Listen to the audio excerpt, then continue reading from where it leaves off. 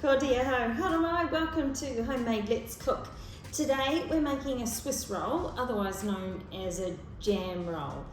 Really quick, not sure if it's going to be quite so simple, but we'll certainly see. So what are we going to need today? 3/4 of a cup of self-raising flour, half a cup of sugar, 3 eggs separated. So I've actually got the 3 egg whites in here ready to go. We need 2 tablespoons of hot milk, and that's it. There's no fat in this recipe today other than the fat that's actually in the egg, so that's a bit interesting. Now have your Swiss roll tin ready. Now that measures 26 centimeters by 32. My tin isn't quite that big, so I'm going to leave a little bit of the mixture aside, and who knows, might just make a cupcake or something out of that. So first thing we've got to do is beat our egg whites until they are stiff. Now I'm going to start that and show you that when they're done. Okay, so that only took, goodness, about a minute or so. So that's what we want our egg whites to look like. Now we're going to slowly add in our caster sugar, just a little bit at a time. It's a little bit like making a meringue or a pavlova.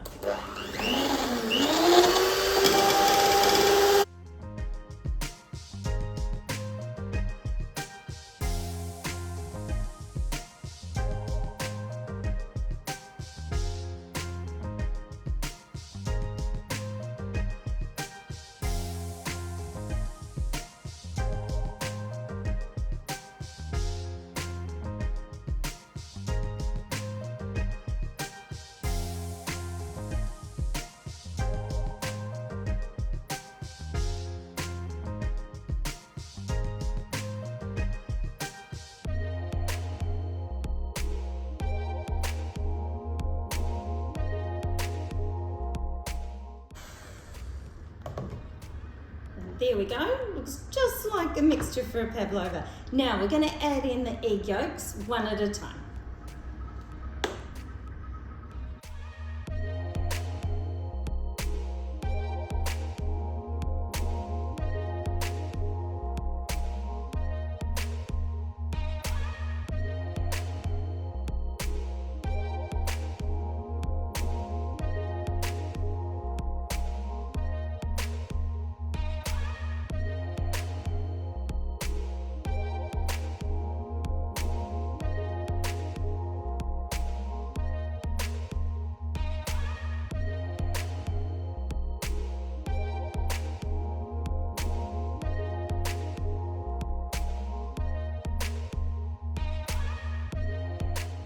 Once you finish that part, your mixture will look like this.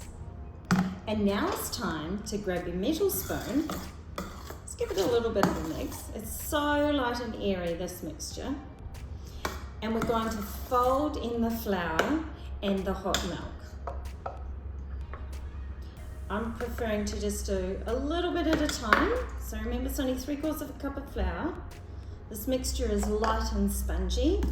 Sometimes called a sponge roll as well, isn't it? And just fold it in. So folding in, got to be really patient,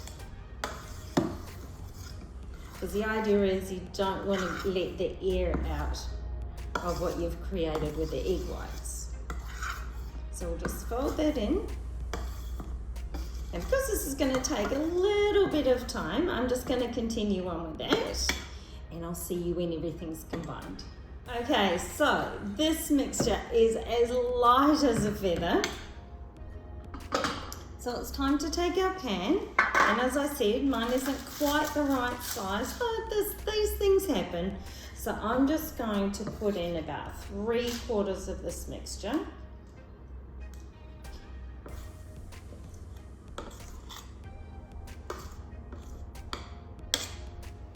Because it shouldn't be too high.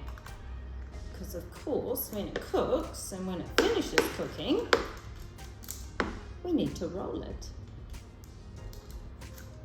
Now, the oven is on hot. So that is 200 degrees Celsius.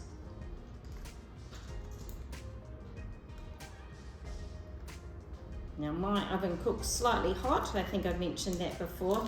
So I've got it slightly lower than that. Now the cooking time is fast. So we're going to start looking at this. It says about 8 minutes cooking time, but I might look a little bit earlier than that. So that's the amount that I've put in there. And I've got a slightly smaller tin. So I'm actually going to pop this in the oven and then prepare my other tin as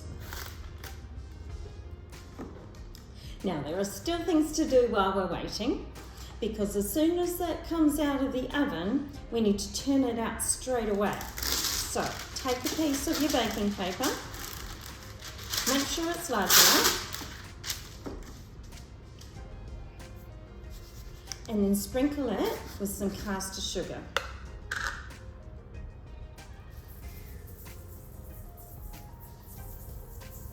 And this, of course, is going to be absorbed by the cake. And even if you don't put enough on, don't worry, because we can add that again after we've finished. So just have that ready to go.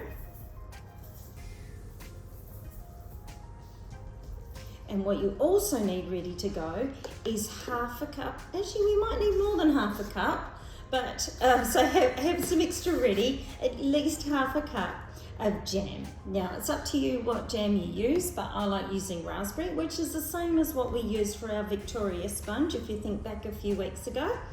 So have that ready as well, and you can warm that up in the microwave, but do keep an eye on it because it does get very hot. So it just needs to be slightly warm, okay? And then we'll come back when our cake's cooked. So our sponge is now cooked. It's still light and fluffy to the touch, but now it's time to get active.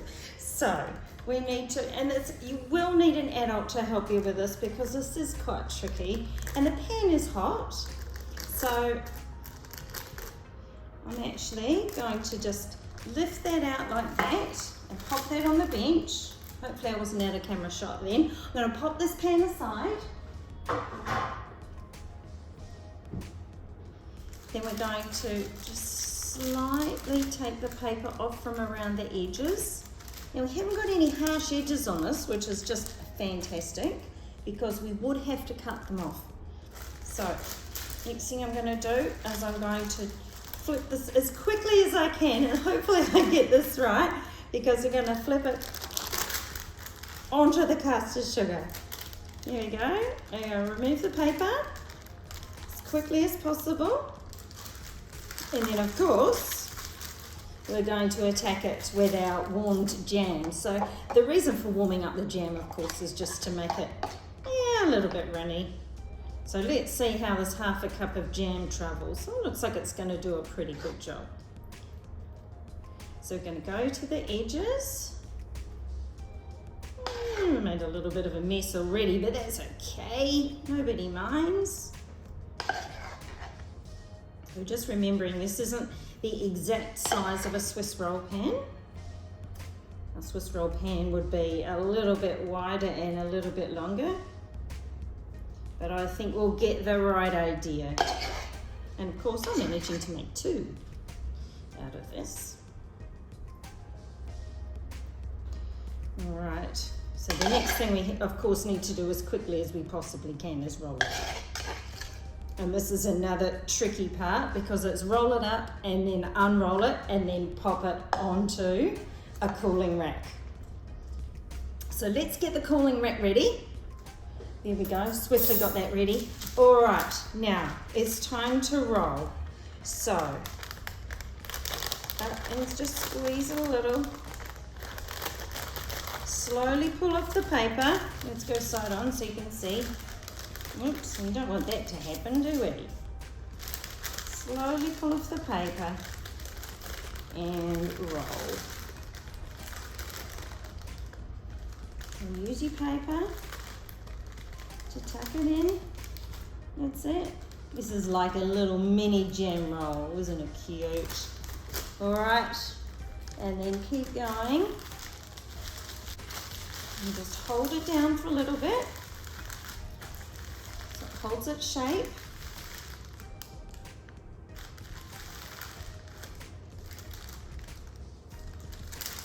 And don't worry about any of the cracking. It's normal.